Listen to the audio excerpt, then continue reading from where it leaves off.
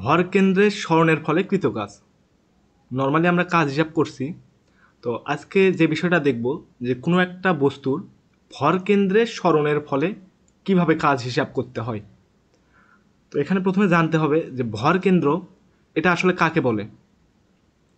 নাম শুনে বুঝতে পারতেছ যে ভরের কেন্দ্র এরকম কোনো একটা বিষয়। ধরো এখানে একটা লাঠি আছে, একটা সোজা লাঠি যার ভর হচ্ছে এম। এখন এই লাঠিটার যদি আমি এই বিন্দুতে আঙুল দিয়ে এটাকে সোজা করে এইভাবে একদম স্ট্রেট ব্যালেন্স রাখতে চাই, তাহলে কি সম্ভব? না, লাঠিটা কিন্তু এই যে নিচের দিকে চলে আসবে। ঠিক আবার অপর প্রান্তে যদি আমি আঙুল দিয়ে এটাকে ব্যালেন্স করতে চাই, তাও কিন্তু হবে না, তখন লাঠিটা এই দিকে পড়বে।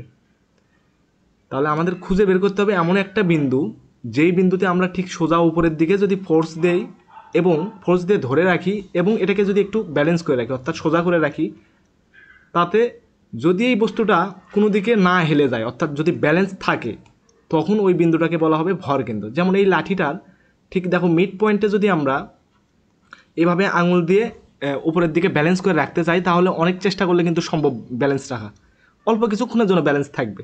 তাহলে ওই বিন্দুকে বলা হবে ভর কেন্দ্র। কেন ওই বিন্দুকে ভর কেন্দ্র বলা হবে? দেখো, মনে হবে যে এই লাঠিটার সমস্ত ভর এই বিন্দুতে পুঞ্জীভূত আছে, যে কারণে এই বিন্দুকে বলা হবে ভর কেন্দ্র। ঠিক এরকম বিভিন্ন বস্তু, বিভিন্ন আকৃতির বস্তু আছে, তাদের ভর কেন্দ্রের সে ভর কেন্দ্র কোথায় থাকে? যেমন দেখো গোলক, গোলকের ভর কেন্দ্র থাকে কেন্দ্রে, যদি এই গোলকটা সুষম হয়। আবার একটা যদি এরকম বর্গাকার একটা বস্তু, এম ভরের বস্তু নিই, তার ভর কেন্দ্র ঠিক মাঝখানে থাকবে।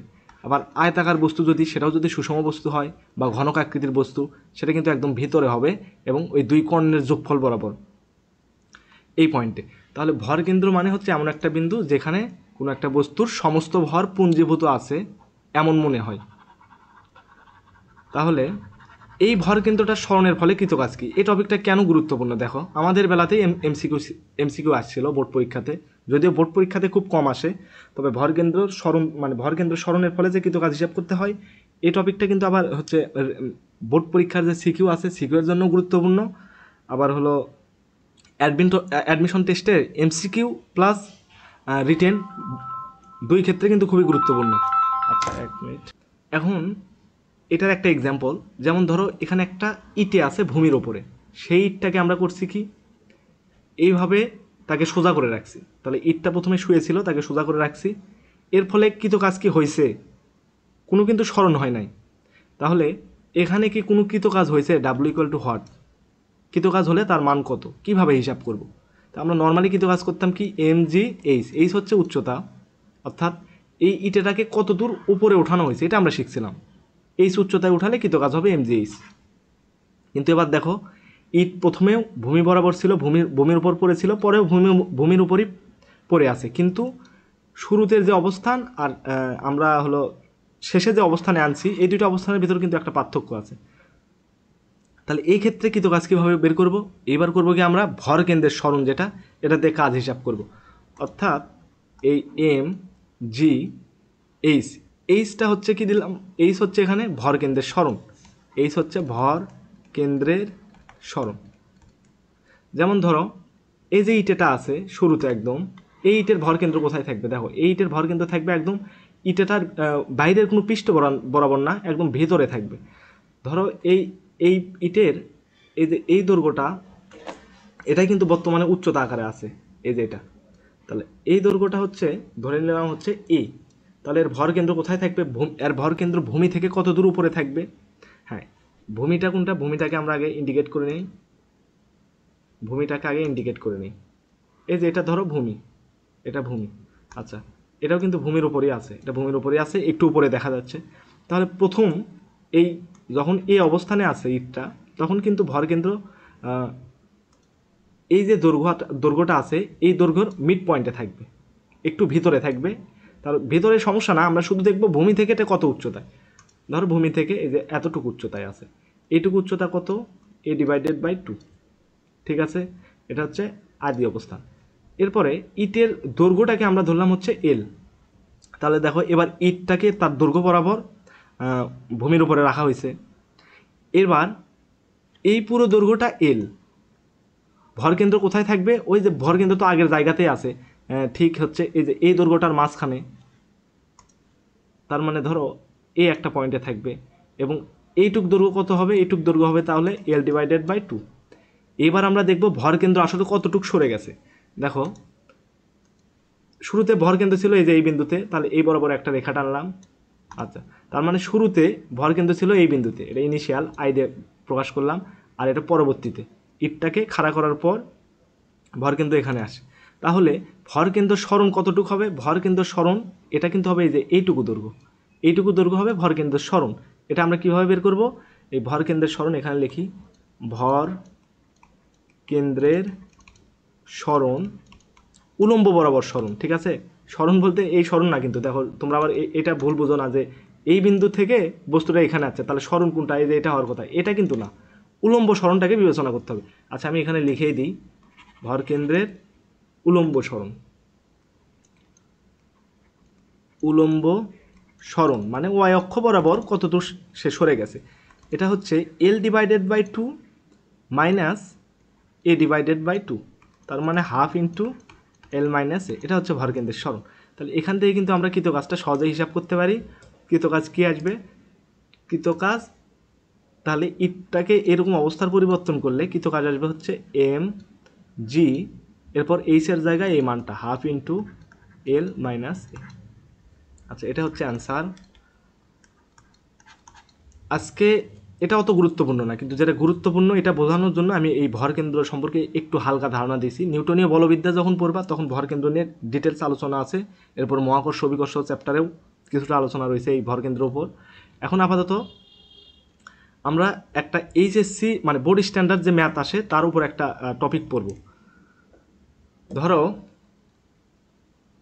আচ্ছা আমি এখানে লিখে নিই যে তোমাকে বলছে যে এরকম ভূমির উপরে অনেকগুলো পাথর আছে, এই পাথরগুলো একটার উপর আর একটা এইভাবে পরপর তুলে একটা স্তম্ভ তৈরি করলে কৃতকাজ কত হবে?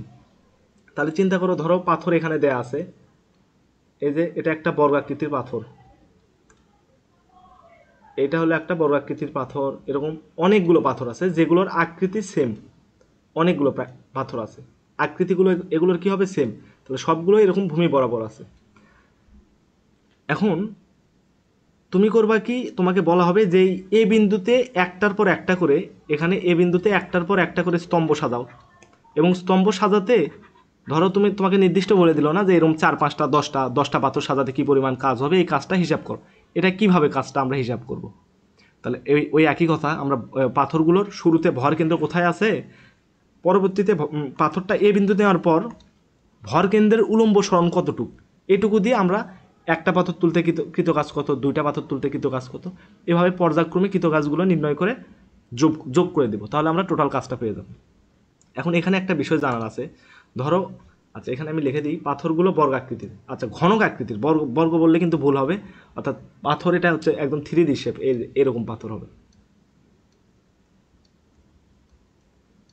3D শেপ, এই যে এরকমভাবে পাথর। আচ্ছা এটাকে আমি মুছে দিলাম।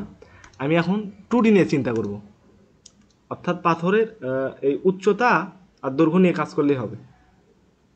ধরো এটা একটা পাথর, এই পাথর খণ্ডের সবগুলো যে বাহু আছে এগুলো হচ্ছে ধরছে এ, অর্থাৎ দৈর্ঘ্য এখানে লিখে দিই, পাথরটার দৈর্ঘ্য প্রস্থ, দৈর্ঘ্য সমান সমান প্রস্থ সমান উচ্চতা, তিনটাই সমান, তবেই কিনা এটা হচ্ছে ঘনক আকৃতির হবে, ঘনক হবে, ঘনাকৃতি বলা যাবে না, ঘনক বলতে হবে।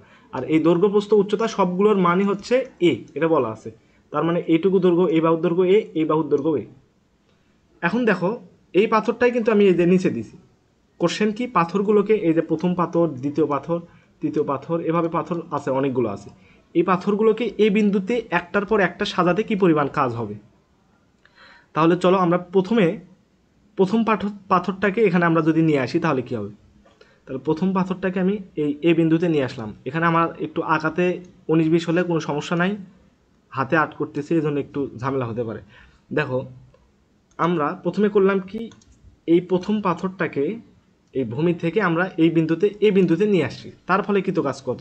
তার ফলে কৃতকাজ দিলাম হচ্ছে, আমি ধরে নিলাম এইটুকু কাজ করতে মানে এখানে আনতে প্রথম পাথরটা আনতে কৃতকাজটা হচ্ছে W1। আমাকে বলে দিছে যে 4টা পাথর, ধরো 4টা পাথর আনতে কৃতকাজ কত। পাথর যদি 4টা হয় সেক্ষেত্রে কৃতকাজ W4 ইকুয়াল টু হোয়াট, এটা নির্ণয় করতে হবে। আর যদি n সংখ্যক পাথর হয়, n সংখ্যক পাথর হলে পাথর দিয়ে স্তম্ভ বানাতে কৃতকাজ কত। দুইটা কোশ্চেন, এটা একটা কোশ্চেন 4টা পাথরে কত আর n সংখ্যক পাথরে কত। ঠিক আছে, তাহলে আমরা প্রথমে 4টা পাথর আনতে কৃতকাজ কত এটা হিসাব করলাম। তাহলে প্রথম পাথর এখানে এ বিন্দুতে আনতে কৃতকাজ W1 ধরে নিয়েছি। এর উপরে যদি আমরা এই দ্বিতীয় পাথরটাকে যদি এই প্রথম পাথরের উপর স্থাপন করি, সেই ক্ষেত্রে যে চিত্রটা হবে এরকম। এটা হচ্ছে দ্বিতীয় পাথর, এটা হচ্ছে ভরকেন্দ্রটা কোথায় থাকে দেখো, ভরকেন্দ্র থাকে একদম এই মাঝ বরাবর থাকবে, যেহেতু বড় আকৃতি একদম মাঝ বলতে একদম মিডলে, যেটাকে আমরা একটু সেন্টারও বিবেচনা করতে পারি। ওই বিন্দু থেকে এই 4টা কর্ণের, 4টা না এখানে আসলে 8টা কর্ণ হবে, 8টা কর্ণেরই দূরত্ব সেম হবে। আচ্ছা, এটা হচ্ছে ভরকেন্দ্র, একদম এই যে মিড পয়েন্টে থাকবে, তাহলে এই যে এটা হচ্ছে ভরকেন্দ্র। এটা দ্বিতীয় পাথরটা তুলতে কৃতকাজ ধরলাম W2। যদি এরপরে তৃতীয় পাথরটা আনি, তার ফলে কৃতকাজ তুললাম হচ্ছে W3। এরপরে চতুর্থ পাথর এরপর যদি আমরা সাজাই সেই ক্ষেত্রে কৃতকাজ হচ্ছে W4। তাহলে প্রথম কোশ্চেনটা হচ্ছে 4টা পাথরই যদি আমরা পরপর এভাবে সাজিয়ে একের পর আরেকটা তুলে সাজাই তাহলে মোট কৃতকাজ কত বলেনি তো, এটা কিন্তু বলেননি যে 4 নাম্বার পাথরটা তুলতে শুধু কৃতকাজ কত, এটা বলেনি। তাহলে আমরা 4টা পাথর, 4 নাম্বার বলেনি, এই টোটাল 4টা পাথর দিয়ে এরকম স্তম্ভ বানাতে কৃতকাজ কত এটা হিসাব করতে হবে। তার মানে সবগুলো কাজের যোগফলই কিন্তু হবে আমাদের কাঙ্ক্ষিত অ্যান্সার। তাহলে প্রথম ক্ষেত্রে 1 নম্বরের ক্ষেত্রে কৃতকাজ W, এটা হচ্ছে W1, W2, W3, W4। ওকে, এখন দেখো আমি যদি কাজগুলো হিসাব করি, এখানে প্রথম ক্ষেত্রে কৃতকাজ কত হবে W1 এর ক্ষেত্রে। আচ্ছা, এটাকে একটু ছোট করে দিই। এখন প্রথম ক্ষেত্রে এই সাইডটা আঁকাই। ওকে, এটাকে আমি পার্টিশন দিয়ে দিলাম। তাহলে আমি কাজ করব কি, এখন এই যে প্রথম পাথরটা এখানে স্থাপন করছি এই বিন্দুতে, তাতে কৃতকাজ কত। তাহলে W1 ইকুয়াল টু হবে পাথরের ভর, অভিকর্ষ ত্বরণ এবং ভর কেন্দ্রের সরণ। এখানে কি দেব, ভর কেন্দ্রের উলম্ব সরণ, এখন বলো তো ভর কেন্দ্রের উলম্ব সরণ কত। তাহলে শুরুতেও পাথরটা ভূমিতে ছিল, শেষেও পাথরটা ভূমিতে। আমি যদি এটাকে একটা এই ভরকেন্দ্র আদি অবস্থান থেকে টান দেই, দেখো বস্তুটা পাথরটা যখন শুরুতে আছে এই পজিশনে আছে এখানে, তখনও ভরকেন্দ্র যেখানে এবং পরবর্তীতেও ভরকেন্দ্র কিন্তু এখানেই আছে, ভরকেন্দ্র কিন্তু উলম্ব কোনো সরণ ঘটে নাই। তাহলে এই ক্ষেত্রে আমরা নিব হচ্ছে পাথরের ভর mg এবং এটার মান হচ্ছে 0। ওকে, এটা হচ্ছে W1।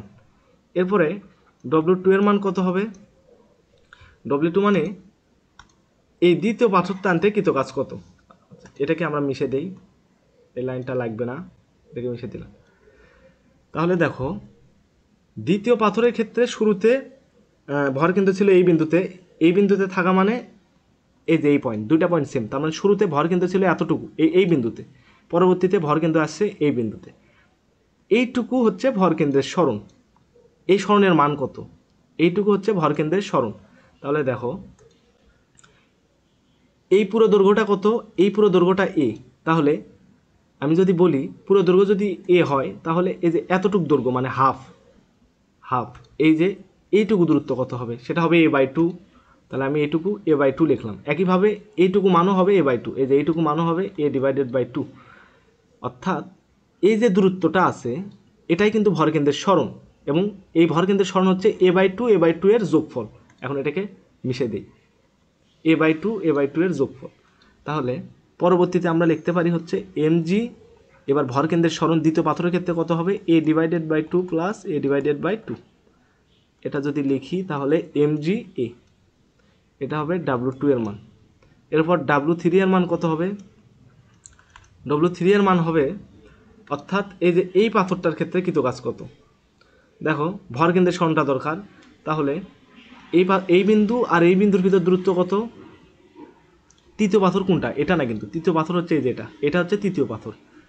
এই যে তৃতীয় পাথরটাকে মার্ক করে নেই, এই যে এটা হচ্ছে আমাদের তৃতীয় পাথর। তৃতীয় পাথরের এই ভরকেন্দ্রটা হচ্ছে শেষে গেছে এই বিন্দুতে এবং শুরুতে ছিল এখানে ভূমির উপর একটু দূরত্বে, তার মানে এই যে এই বিন্দুতে ছিল। তাহলে দেখো এইটুকু ডিস্টেন্স আমরা এখনই নির্ণয় করলাম এ, পরবর্তীতে এই ডিস্টেন্সও হবে এ, তাহলে এ আর এ এখানে হবে 2a, তাহলে এখানে লিখতে পারি mg 2a। অনুরূপভাবে যদি করি W4 এটার মান আসবে mg 3a, mg 3a। কীভাবে mg 3a? এইটুকু এ এবং তৃতীয় পাথরটা হচ্ছে এই যে এটা, এবং এইটুকু ডিস্টেন্স হচ্ছে এ, তাহলে 3a। এখন আমরা একটা কাজ করতে পারি, দেখো আচ্ছা এই লাইনটা লাগবে না, এটা মিশিয়ে দিলাম, তোমরা লিখে নাও। আমি কেন মিশাচ্ছি এটা বুঝতে পারবা, তাহলে আমাদের হিসাবের একটু সুবিধা হবে, বুঝতে একটু সুবিধা হবে। আচ্ছা W3 W4। এখন দেখো চারটা পাথর নির্ণয়ের ক্ষেত্রে কিন্তু কৃতকাজ আমরা বের করছি, এই মানগুলো বসে দিলে আমাদের চারটা পাথরের কৃতকাজ বের হয়ে আসবে। আচ্ছা এখানে আমি লিখে দিই, তাহলে প্রথমটা একদম অ্যান্সার করেই ফেলি। W4 সবগুলো থেকে আমরা mg যদি কমন নিই, সবগুলো থেকে mg কমন নিব, তাহলে mg কমন নিলাম, শুরুতে আছে 0 প্লাস এরপরে a প্লাস 2a প্লাস 3। তো এখানে a এর মান বসে দিয়ে এইটুকু ক্যালকুলেশন করলেই হয়ে যাচ্ছে। এখন যদি বলে এনতম, মানে এন সংখ্যক পাথর, এবার আর হচ্ছে উল্লেখ করা নাই যে 4 নাম্বার পাথর বা 5 নাম্বার 10 নম্বর, টোটাল হচ্ছে 10টা পাথর দিয়ে যদি এরকম স্তম্ভ তৈরি করি কৃতকাজ কত হবে, এটা কিন্তু বলে দিয়েছে 2 নাম্বার যে এন সংখ্যক পাথর দিয়ে স্তম্ভ বানাতে কৃতকাজ কত। তাহলে দেখো এখন লক্ষ্য করো, সমস্যা নাই, এই এন সংখ্যক পাথর দিয়ে কৃতকাজ নির্ণয়ের ক্ষেত্রে, আচ্ছা এটাকে নিচে সরাই,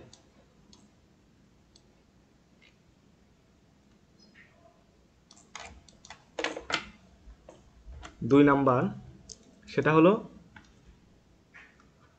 এন সংখ্যক পাথরের ক্ষেত্রে কৃতকাজ। তাহলে দেখো এই ক্ষেত্রে W ইকুয়াল টু হবে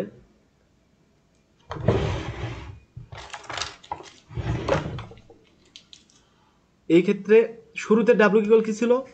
W1 W2 W3 W4, কারণ হচ্ছে টোটাল চারটা পাথর তুলতে কৃতকাজের সমীকরণ ছিল।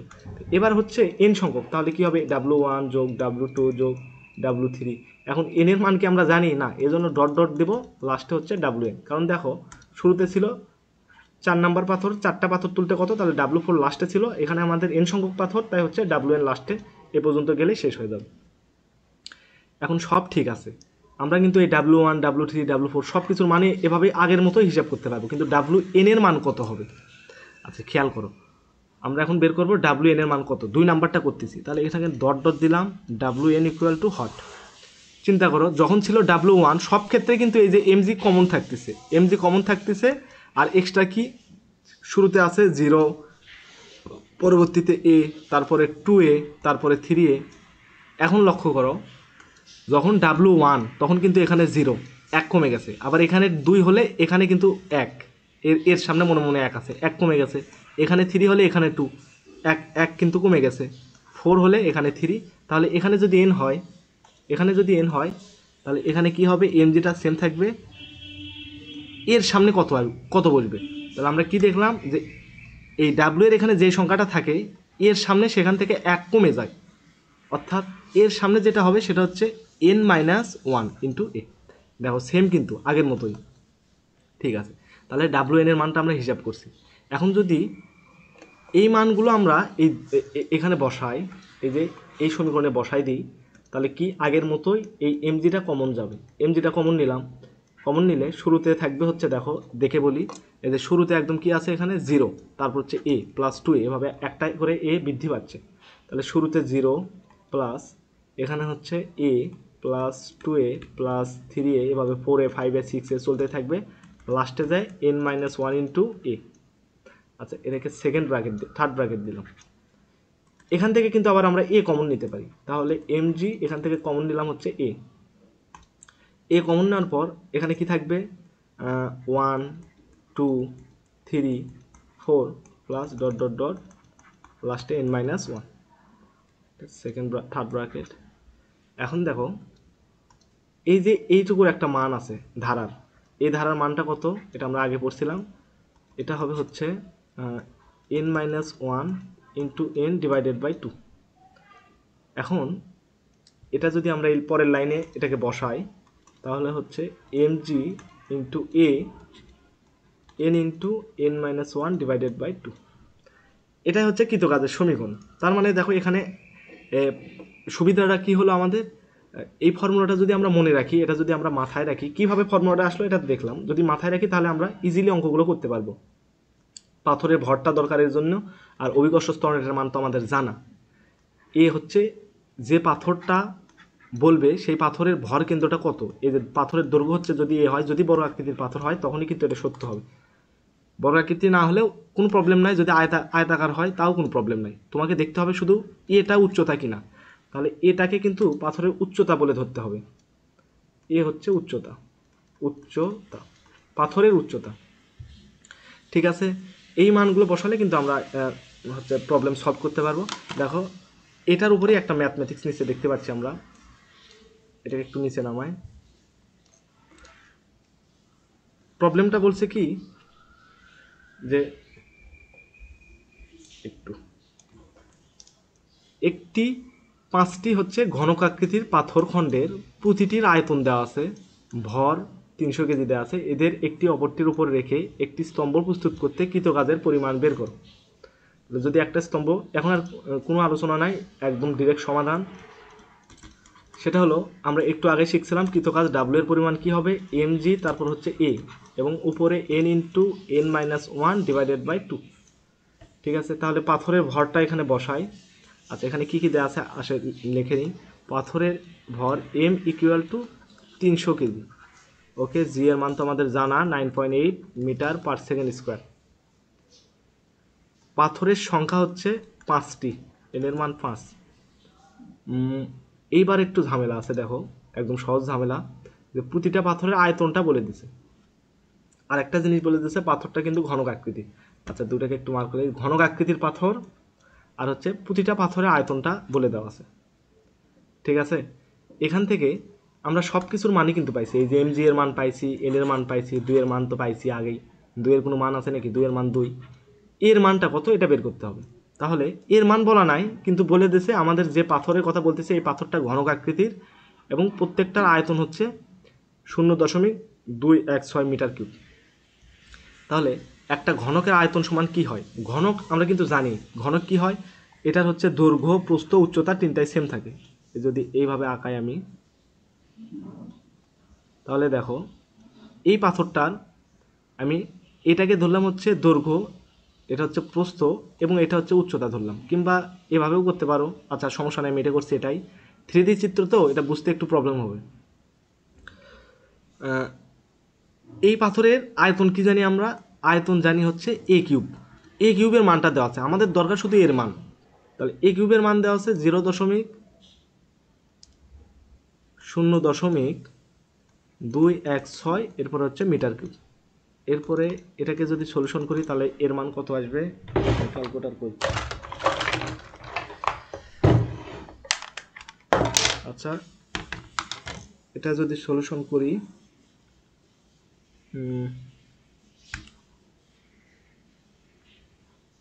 কিউব 0.216 0.6 মিটার আসে, তাহলে এর মান আসে হচ্ছে 0.6 মিটার, 0.6 মিটার। এখন এই মানটাই যদি এখানে বসে দিই, এখানে শুধু মান বসাও তাহলে ম্যাথ হয়ে যাবে, বাকিটা তোমাদের কাজ। আচ্ছা এরপর এই টপিকটা এখানেই শেষ। এখন আমরা যেটা শিখবো এটা এইচএসসির জন্য অনেক গুরুত্বপূর্ণ এই টপিকটা, এখান থেকে ম্যাথ থাকবেই, মানে কাজ শক্তি ক্ষমতা থেকে 2টা ম্যাথ যদি থাকে তার ভিতর এটা একদম ফিক্সড, এখান থেকে একটা ম্যাথ থাকবেই যদি 2টা দেয়, আর যদি একটা দেয় তাহলেও সম্ভাবনা 50-50 থাকা, মানে এই টপিকটা থেকে ম্যাথ থাকার সম্ভাবনা অনেক বেশি। খুবই গুরুত্বপূর্ণ টপিক এবং একটু ঝামেলা আছে, এই যে এইচ নির্ণয়ের ক্ষেত্রে ঝামেলা হয়, এই টপিকটা আমাদের বুঝতে হবে, এই জন্য একটু গুরুত্ব দিয়ে বুঝতে হবে। এখন ধরো এরকম আছে যে এখানে পানি আছে অনেকগুলো, একটা পাম্প, এটা একটা পাম্প পি দ্বারা প্রকাশ করলাম, এই পাম্পটা এই সবটুক পানির ভর হচ্ছে যদি এম হয় এবং এই এম ভরের পানিটাকে যদি সে এই পাম্পটা এইচ উচ্চতায় উঠায়, তাহলে এই পাম্পটা কি করলো, এম ভরের পানি সেটাকে এইচ উচ্চতায় তুলছে, তাহলে পাম্পের কৃত কাজ, তাহলে পাম্পের কৃত কাজ এই ডাব্লিউপি দিলাম, এটা কত?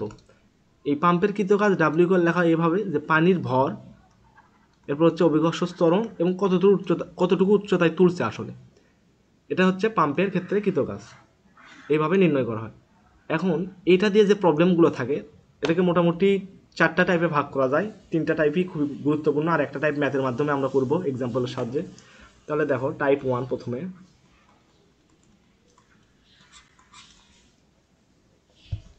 আমরা শুধু এখানে এইচটা নির্ণয় করব। দেখো 3টা জিনিস আমাদের বলবে কৃত কাজ হিসাব করতে, আমরা পানির ভর এটা তো আমরা জানি, মানে বলে দিবে, বা আয়তনের সাহায্যে বের করতে হবে, জি এর মান তো জানা, আর থাকলো এইচ। এই এইচটা নির্ণয় করা একটু ঝামেলা হয়ে থাকে, মানে যদি একটু টেকনিক্যালি এইচটাকে নির্ণয় করতে হয়, তো এটাই আমরা কিন্তু শিখবো। এইচ এর মান বিভিন্ন জায়গায় বিভিন্ন হয়, বিভিন্ন কেসে, তো এটাই দেখাবো। তো প্রথম ক্ষেত্রে কি দেখো, আমরা যদি সমুদ্র থেকে পানি তুলি, সমুদ্র থেকে যদি পানি তুলি, ধরো সমুদ্র এখানে একটু বোঝার চেষ্টা করো, এটা ধরো একটা বিশাল সমুদ্র, এই সমুদ্র থেকে এই সমুদ্রের উপর একটা পাহাড় আছে, এই পাহাড়ের এখানে যদি একটা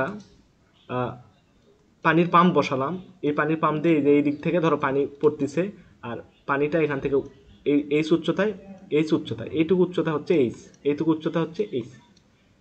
এই ক্ষেত্রে আমরা যদি এই পাম্পটাকে, এই যে পাম্পটা আছে এই পাম্পটাকে 2 দিন চালাই, তাহলে কি সমুদ্রের পানি শুকিয়ে যাবে?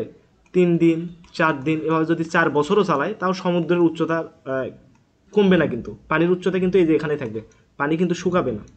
কিন্তু একই জিনিস চিন্তা করো, যদি একটা পুকুর হয় তখন কিন্তু এই পানির উচ্চতাটা কমে একদম শুকিয়ে যেত, তাতে 4 বছর লাগতো না, 2 দিন চালালে বা আরও কম সময় চালালে কিন্তু পানির উচ্চতায় যে এই পয়েন্ট জুড়ে থাকতো না, এটা কিন্তু একদম নিচে চলে আসতো, শুকিয়ে যেত।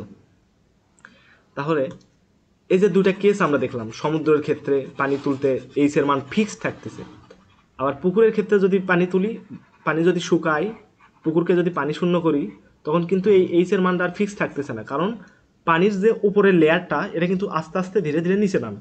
তো সেই ক্ষেত্রে এইচটাকে আমরা কত নেব, কত বিবেচনা করব, কিভাবে আমরা নেব? একই টপিক, আগের টপিকটা যেমন ছিল ভর কেন্দ্রের স্মরণ, এটাও মূলত ভর কেন্দ্রের স্মরণে বোঝায়, কিন্তু আমরা এটাকে অন্যভাবে করব, গড় উচ্চতা দিয়ে বের করব। আচ্ছা, টাইপ 1, ধরো এই ক্ষেত্রে টাইপ 1 আমরা যেটা পড়বো সেটা হচ্ছে পানি শূন্য হবে না, তাহলে পানির উচ্চতা, পানির উপরের যে উচ্চতা, উপরের স্তরের উচ্চতা সেম থাকে, পরিবর্তিত না, উচ্চতা পরিবর্তিত হয় না।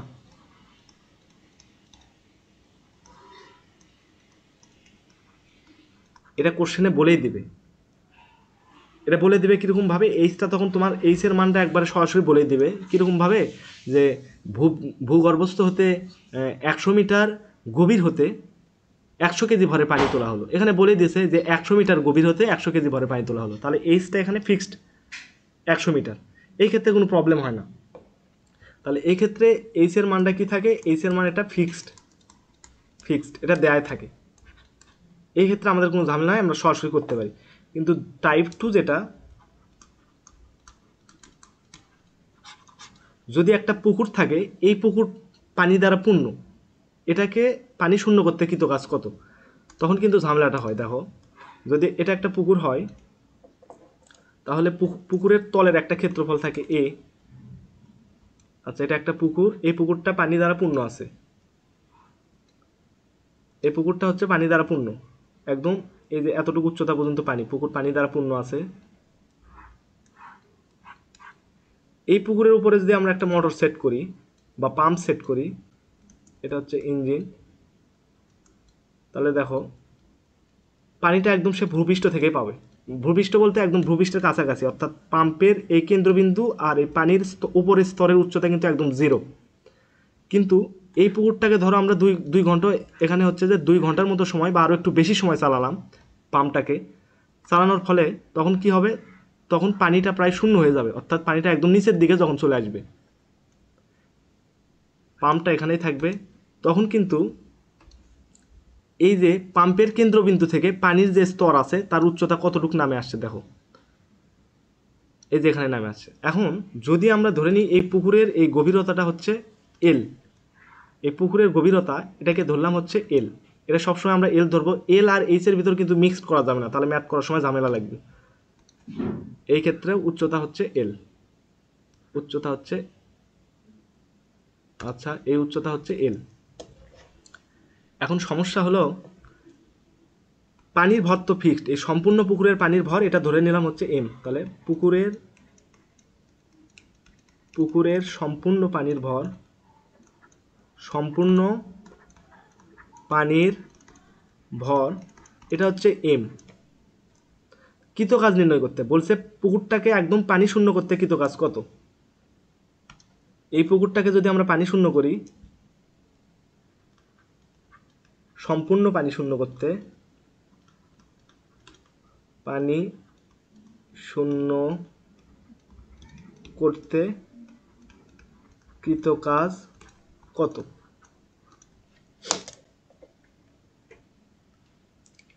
তাহলে কৃতকাজ ডাব্লিউ ইকুয়াল কি লিখবো আমরা হচ্ছে এম, মানে পানির ভর এটা জানা, অভিকর্ষ ত্বরণ জি এর মানও জানা। এই এইচ এর মানটা কত দেব, এইচটা কি, এইচ হচ্ছে যে পানির গড় উচ্চতা, এই এইচ এর মানটা আমরা কত নিব। দেখো এই ক্ষেত্রে যদি খেয়াল করি, শুরুতে একদম এই অবস্থানে, অর্থাৎ পুকুরটা যখন মাত্র মোটর স্টার্ট করা হলো, তখন কিন্তু এই মোটরটা একদম পুকুরের এই যে মোটরের যে কেন্দ্রবিন্দু সেটা থেকে একদম পাম্পের লেয়ারেই পানি পাবে। অর্থাৎ এই উচ্চতা কত, এই যে এইটুকু উচ্চতা, এখানে এইচ ইকুয়াল টু 0, একদম পার থেকে সে পানি পাচ্ছে। কিন্তু পুকুরটা যখন এক পর্যায়ে শুকিয়ে যাচ্ছে, তখন কিন্তু উচ্চতা কত হচ্ছে, এই যে পাম্পের কেন্দ্রবিন্দু থেকে এই উচ্চতা প্রায় এলই, এই উচ্চতা কিন্তু প্রায় এল, পুকুরের গভীরতার সমান। তাহলে এই গভীরতা সমান সমান এল। তাহলে দেখো এখানে আমরা এইচ এর মান পাচ্ছি দুইটা, এইচ এর মান কয়টা পাচ্ছি, দুইটা, 0 আর হচ্ছে এল। তাহলে আমরা 0 নাকি এল কোনটাকে নিব, 0 নাকি এল কোনটাকে নিব। হ্যাঁ, এখানে নিতে হবে হচ্ছে পুকুরের গড় উচ্চতা। অর্থাৎ এই যে পানিটা আছে, এই পাম্পের কেন্দ্রবিন্দু থেকে একদম শুরুতে পাম্প, এই হচ্ছে পাম্পের স্তরের, মানে পানির যে স্তর আছে, উপরের লেয়ার আছে, এই লেয়ারটার উচ্চতা কত নিতে হবে, কি গড় উচ্চতা। তাহলে আমরা কিন্তু মানে এই টপিকের নামটাই দিছি যে এইচ নির্ণয়, এইচ নির্ণয়। তো এই এইচ হচ্ছে গড় উচ্চতা। গড় উচ্চতা শুনে বুঝতে পারছো কি হবে। তাহলে একদম শুরুতে উচ্চতা কত ছিল, 0, শুরুতে উচ্চতা ছিল 0, এবং একদম শেষে, অর্থাৎ পানিটা একদম, এটা কিন্তু এইটুকু পানি আছে বললেও ধরো পানি নাই, একদম শেষের লেয়ারের পানিও তো তুলতে হবে, তখন উচ্চতা কিন্তু এল হবে। তাহলে সেই ক্ষেত্রে দ্বিতীয় ক্ষেত্রে পাম্পের উচ্চতা হবে পাম্পের কেন্দ্রবিন্দু থেকে একদম পুকুরের গভীরতা পর্যন্ত, এই যে এতটুকু পর্যন্ত, সেটা হচ্ছে এল ডিভাইডেড বাই 2। সুতরাং এইচ ইকুয়াল টু কত হবে, এল ডিভাইডেড বাই 2। এটাই কিন্তু কাঙ্ক্ষিত রেজাল্ট, আমরা কিন্তু এটার জন্যই চেষ্টা করলাম। তাহলে এই যে টাইপ 2, এই টাইপ 2তে কি পড়ালাম, সেটা হচ্ছে যদি একটা পানিপূর্ণ কুয়া থাকে, এই পানিপূর্ণ কুয়ার হলো, এই পানিপূর্ণ যদি একটা পুকুর থাকে, এই পানিপূর্ণ পুকুরটাকে একদম পানি শূন্য করতে কৃতকাজ নির্ণয়ের ক্ষেত্রে এইচ নির্ণয়। তাহলে চলো নামটা দিই, টপিকটার নামটা এখানে দিই। টাইপ 2তে হচ্ছে একটা পানিপূর্ণ কূপ বা চৌবাচ্চা বা পুকুর, যে কোনটাই হতে পারে, পানিপূর্ণ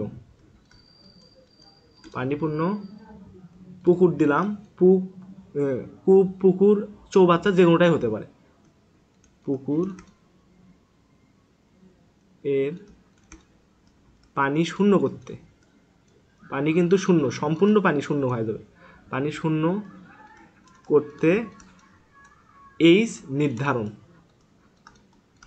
তাহলে এইচটা মূলত কি শিখলাম, এইচ হচ্ছে গড় উচ্চতা, এইচ হচ্ছে গড় উচ্চতা। এখন দেখো আমি এখানে দুইটা পজিশন দেখাইছি। এই পানির যে লেয়ারটা, এটা কিন্তু সময়ের সাপেক্ষে ধীরে ধীরে নিচে নামতেছে। আর ফাইনালি আমরা পেলাম যে এই পানির নিচে গড় উচ্চতা। গড় উচ্চতা মানে কি, এই যে এই পুরো উচ্চতা যদি এল হয়, তাহলে পানির ভর কিন্তু কোথায় থাকবে, ঠিক মিড পয়েন্টে, এই যে এই পয়েন্টটা কিন্তু চলে যাচ্ছে এল ডিভাইড বাই 2। তাহলে পানির ভর কেন্দ্র, এই সম্পূর্ণ পানির ভর এই বিন্দুতে পুঞ্জীভূত আছে, এমনটাই আমরা ধরে নিছি, এবং এইটুকু উচ্চতা আমরা নিছি, এইটুকু উচ্চতা হচ্ছে এল ডিভাইড বাই 2। অর্থাৎ এই ভর কেন্দ্র সম্পূর্ণ পানিটাকে যদি আমরা এই বিন্দুতে পুঞ্জীভূত করতে পারতাম, তখন এই বিন্দুটা একসময় এই পাম্পের এই যে এই কেন্দ্রবিন্দুতে চলে আসতো, পাম্পের কেন্দ্রবিন্দুতে চলে আসতো। তখন এইটুকু এম ভরের পানিকে এই ভরের দূরত্বে আনতে এইটুকু উচ্চতাই তো কাউন্ট হবে, তখন তো আর নিচের উচ্চতা দিয়ে লাভ নাই। তাহলে এটাই হচ্ছে মানে গড় উচ্চতা নির্ণয়ের পদ্ধতি। কেন আমরা L/2 নিলাম এটা তো বুঝতে পারলাম, বা গড় উচ্চতায় নেওয়ার প্রয়োজন কি এই বিষয়টা আমরা আশা করি বুঝতে পারছি। এরপরে আর একটা টাইপ আছে, এটা পড়লে আমাদের পাম্পের অঙ্কর জন্য আমরা প্রস্তুত। পরবর্তী যে টাইপ 3। এইবার ধরো একটা পানি পূর্ণ কূপি আছে, না মানে একটা পুকুর আছে, এই পুকুরের অর্ধেক হচ্ছে পানি দ্বারা পূর্ণ। এর আগে কিন্তু আমরা দেখছি সম্পূর্ণ পুকুরটাই ভরাট ছিল, কিন্তু এবার হবে কি, পুকুরটা যদি অর্ধেক পানি দ্বারা পূর্ণ থাকে, তাহলে এবার লিখি পুকুর যদি অর্ধেক পানি দ্বারা পূর্ণ থাকে,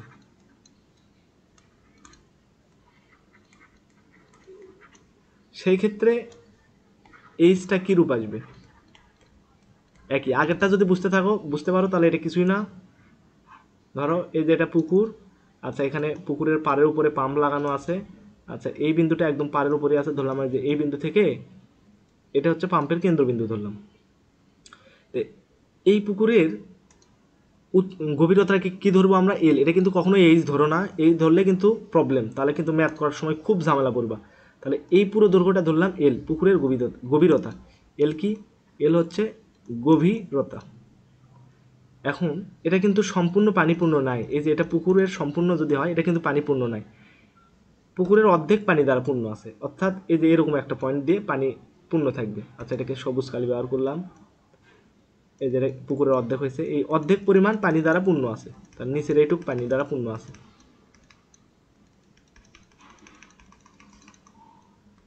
তাহলে এই ক্ষেত্রে গড় উচ্চতা কত নিব আমরা? এই ক্ষেত্রে এইচ এর মানটা কিরূপ হবে? একই রকম, এইচ হচ্ছে গড় উচ্চতা, এইচ নেব কি? গড় উচ্চতা।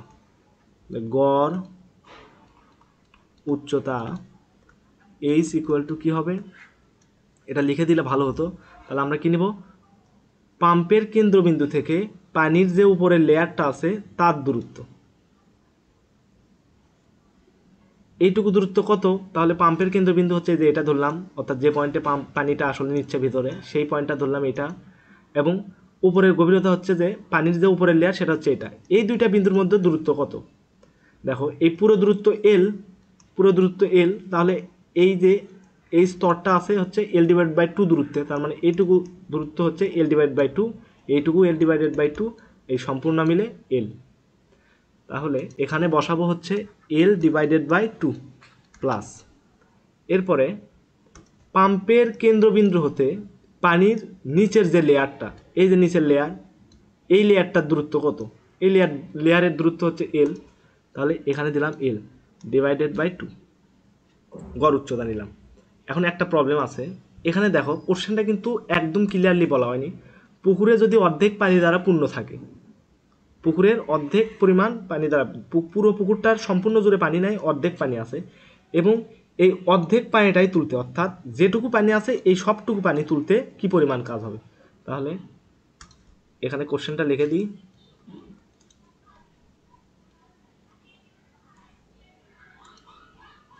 তাহলে ওই পরিমাণ, ওই পুকুর লিখি, ওই পুকুরকে পানি শূন্য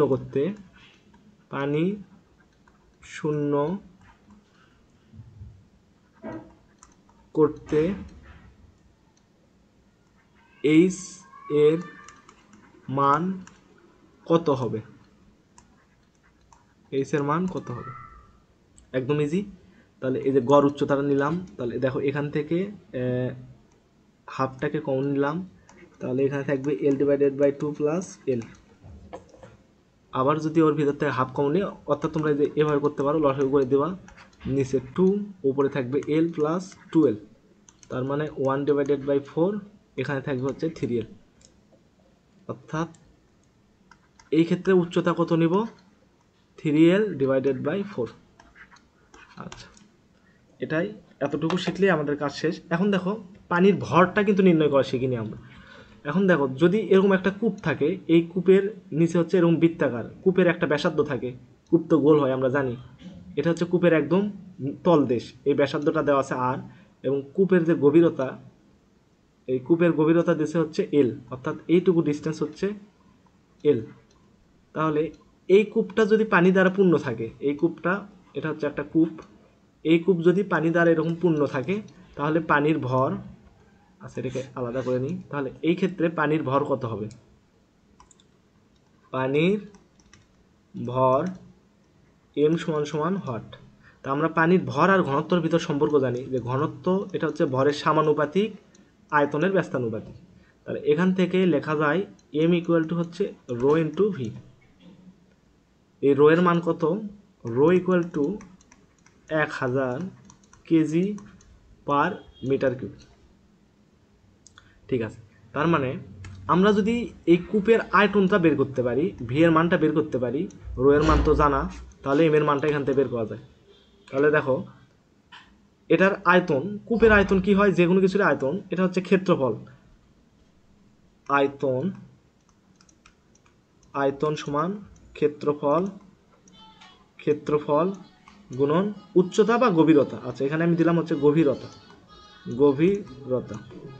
তাহলে ক্ষেত্রফলটা কত হবে? যেহেতু এটা এই যে নিচের যে পৃষ্ঠটা আছে, এটা বলে দিচ্ছে এটা হচ্ছে বৃত্তাকার এবং তার ব্যাসার্ধ আর, তাহলে এটা হচ্ছে পাই আর স্কোয়ার। ক্ষেত্রফলটা হবে পাই আর স্কোয়ার এবং গভীরতা কত? গভীরতা হচ্ছে এল। আচ্ছা, গভীরতা হচ্ছে এল। এখানে একটু খেয়াল রাখার বিষয় আছে, দেখো, যদি সম্পূর্ণ পানি দ্বারা পূর্ণ থাকে তখন কিন্তু এখানে এল দিতে হবে, আর যদি বলে না সম্পূর্ণ কিন্তু হচ্ছে পানি নাই, অর্ধেক পানি আছে, তখন কিন্তু এখানে আমরা এল ডিভাইড বাই 2 বসাতাম। এই যে এই জায়গাতে কিন্তু এল ডিভাইড বাই 2 বসাতে হতো, কারণ যেটুকু অংশের পানির ভর জানতে চাইছে, যেটুকু অংশের পানির ভর জানতে চাইছে তার আয়তনই কিন্তু দরকার। তার আয়তনের সাথে যদি আমরা ঘনত্বকে গুণ দেই, তাহলেই কাজ শেষ, পানির ভরটা নির্ণয় করতে পারবো। 1 মিনিট। আচ্ছা।